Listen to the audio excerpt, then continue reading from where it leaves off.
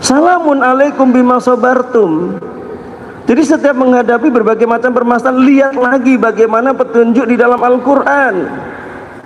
Orang-orang yang mendapatkan ujian dengan berbagai macam ujian, dan bagaimana kekuatan wanita yang dulu hina kemudian menjadi istimewa setelah diturunkannya Al-Quran.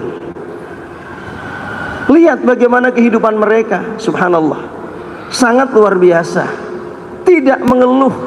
Kita melihat sejarah Hajar ketika ditempatkan di Mekah, Bakkah, Ummul Qura atau Al-Baladul Amin, dalam kondisi kehabisan makanan, berkumpul bersama putranya Ismail yang sama-sama juga lemah. Dia wanita lemah bersama bayi yang lemah, tapi ada sa'i, ada upaya, dan dia tidak terlalu bangga dengan upayanya karena itu adalah bagian dari upaya dia, tapi dia lebih kuat kekuatannya untuk tawakal kepada Allah Subhanahu wa ta'ala, sehingga upaya yang tidak seberapa, sa'i 7 kali ya, untuk ukuran manusia, itu dibalas oleh Allah dengan tawakalnya apa? Zam-zam yang tidak habis sampai akhir zaman.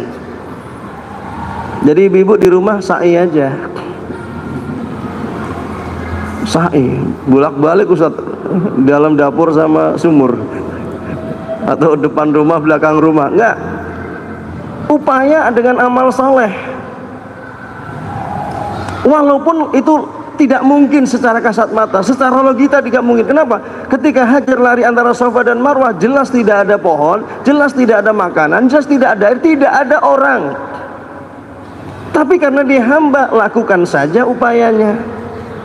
Nggak perlu berprasangka apapun. Hajar tidak pernah berprasangka buruk kepada suaminya, suami tidak pernah berprasangka buruk kepada Allah.